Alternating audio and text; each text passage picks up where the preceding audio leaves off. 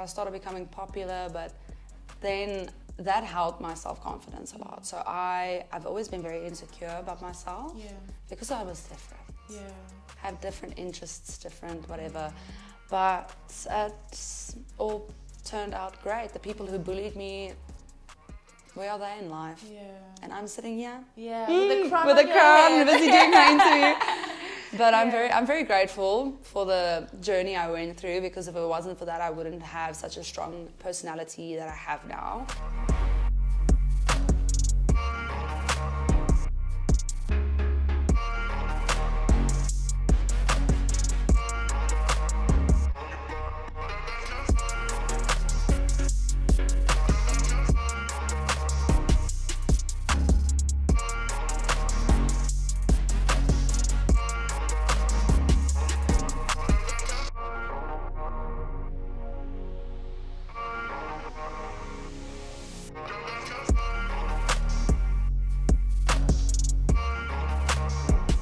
I'm sitting with the queen herself, Megan Eindivit, and I'm so excited to hear all about the glitz and glam that happened on the stage.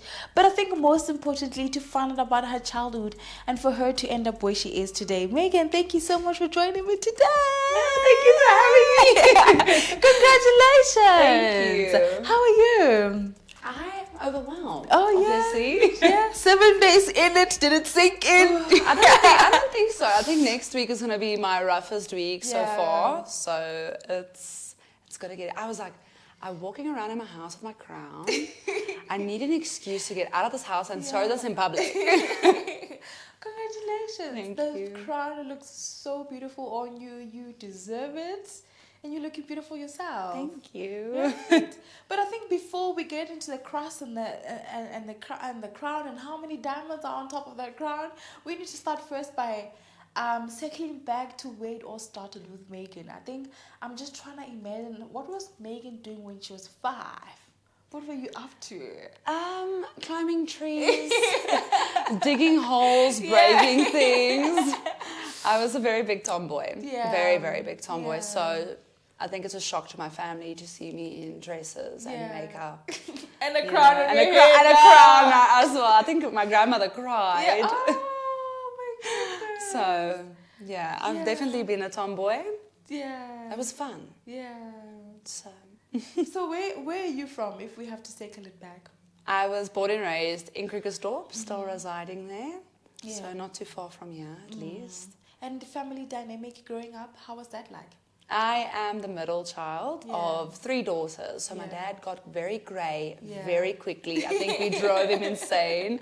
But so my 2 sisters live in the UK with my mom. My dad lives with me. Well, I live with my dad, should I say.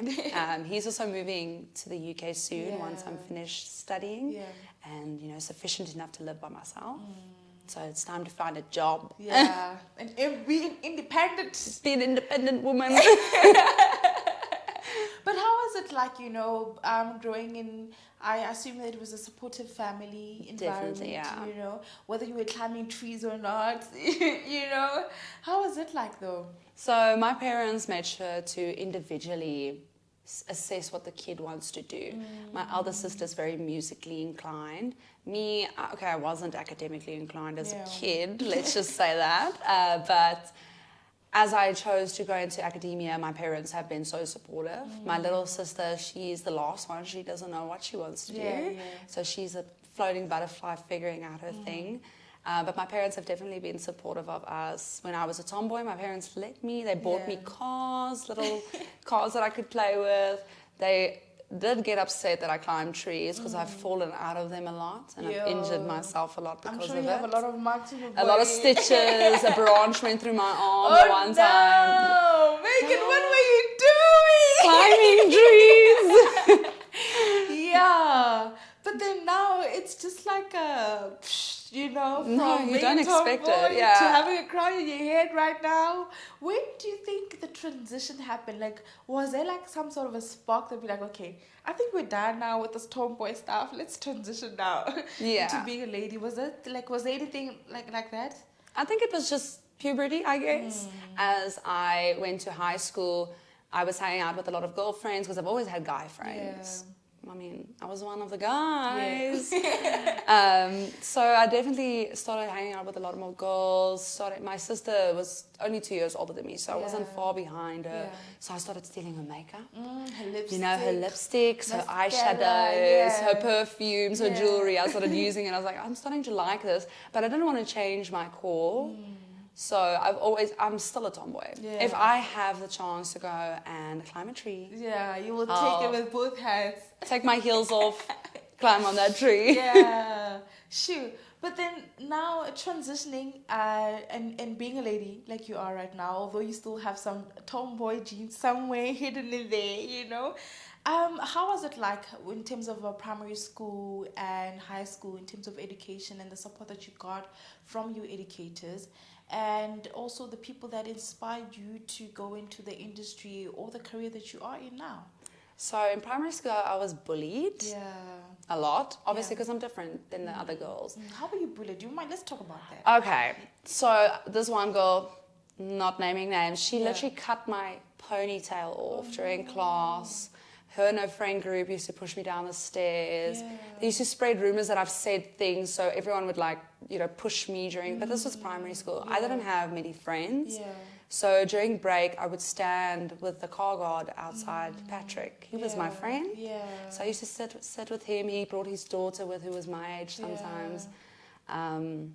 It was definitely physical and mentally very draining, and I had a very, very low self-esteem after that, because it's like, I'm not pretty, I'm not normal, I'm weird. So and then high school, I don't know, people are a bit kinder, even though they're not, if that makes sense. So I think people grew up a little bit more.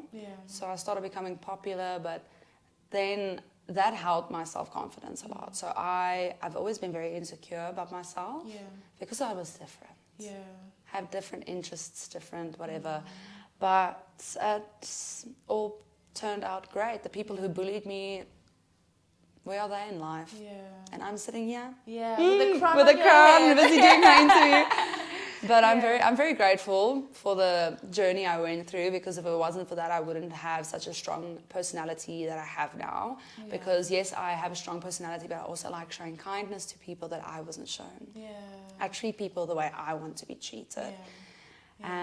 But as you asked about the career choice and how it's formed me, the tomboy part, I grew up with my grandfather and my opa, so the Afrikaans granddad, used to bring wood together, and I used to make things. I used to deassemble things with my English grandfather, helped him put the spikes on his wall. He loves telling that story with a picture of me in my diaper, sitting on the wall, helping him put the spikes on the walls.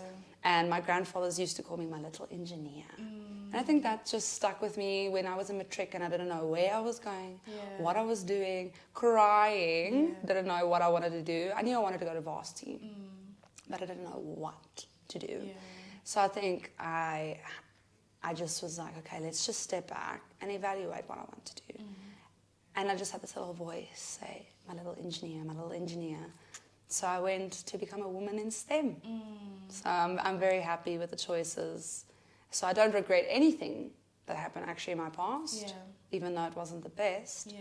That's who I am. But it has made you who you are today. A strong woman, strong like an ox, if someone can say. I like that a lot. But then now when we analyzing your life right now, and when you sit back in your room without your dad, without your sisters, and your mom and your grandpa, and you're like studying, do you feel fulfilled that you are in a career, you are studying something that you feel like, now this is where I was meant to be, this is where I was born to be, you know? Do you feel like you are living your purpose? I know a purpose is not something, it's not like a destination, but it's like a journey. But right now in your season with industrial engineering, do you feel like this is what I was meant to do? Yeah.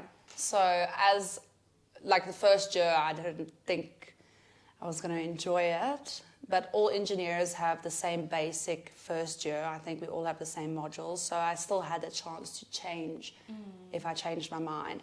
But I don't regret studying what I did. Yeah. Because as the years went on, I grew a passion for it with multiple fields that it can go into: finance, your manufacturing, everything. So I am very, very grateful. I'm very fulfilled. Yeah.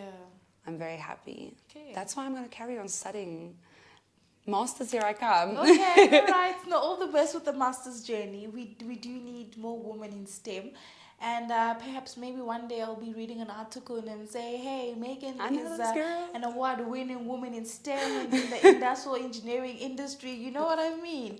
You just never know. You just never know, right? But let's talk about Ms UJ DFC, right? How did it happen? Like, was there anyone who said, hey, there's a competition, enter for this competition? Like, how did that initial phase of you entering for the competition start? So because this is my semi-last year being on campus full-time, I was like, let me do everything. So I've been getting involved with events with the SRC. I've been an MC for a few things. I've always been class rep, so I've always been involved in the university, which I love. And I think I was like, let me just do it. Like, why not?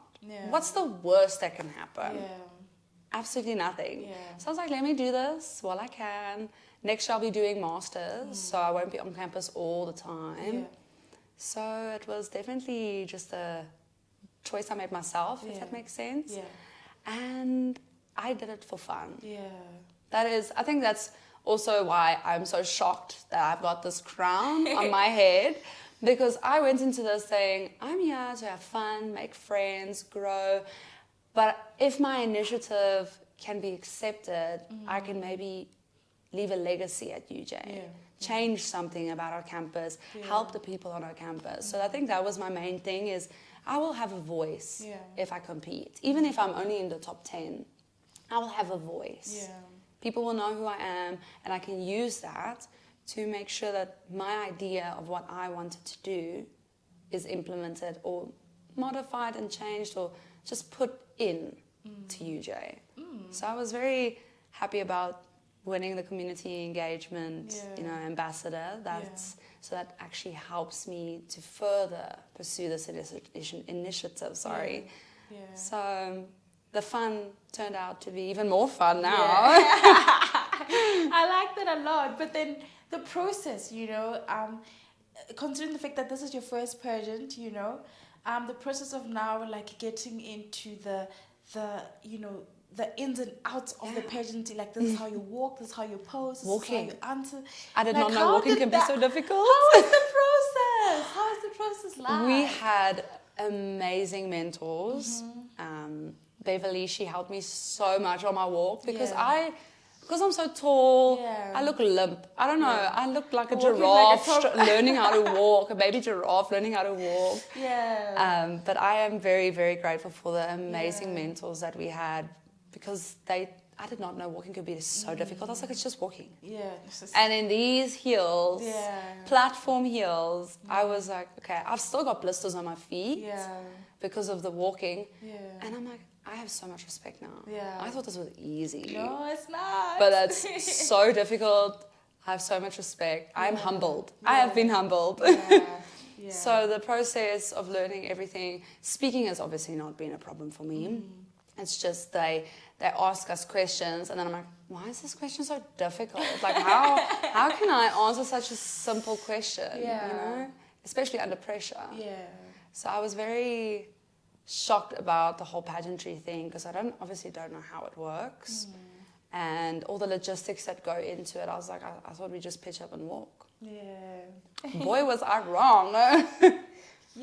But now when people like look back 10 years from now, 5 years from now, and they look at your legacy, what do you think people are going to say?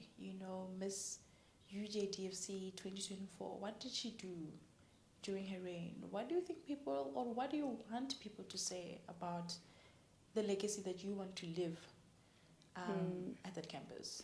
So I definitely am going to fight for my initiative to happen. I know there's a lot of red tape with UJ, and there's a lot of things that have to go into events, like the one I want to plan. But I made sure that I plan this so that it is a legacy type of thing. So it will happen every year. So it's not a once-off thing. Yeah. Make sure that Psycad is known and be like, if it wasn't for Megan, I wouldn't have known this. If it wasn't for Megan putting this event here, I wouldn't have known what to do with myself. Yeah. So I think people will look back and be happy that I brought a little bit of change onto the campus. And my plan is to make sure that DFC is as popular as APK. Yeah. So it's time for me to get working and make sure that people see our campus, because our campus is amazing and we've got so many intellectuals on the campus. It's a neglected campus and a forgotten campus, and I'm here to make sure that DFC is remembered forever. Yeah. I like that. Oh, Megan, thank you so much for joining me today. Thank you. I hope you shine as bright as that crown on your head. Continue shining, so that people can just feel the spark, the energy, and of course, we just want to see and live the legacy that you are going to live with us. And all the best with the journey. Thank Hey, you. thank you so much. Hey. Yes, thank you so much for having me. Awesome. Alright, so this is where we're going to leave it for this episode. Until I see you next time on the Campus Live, goodbye and take care.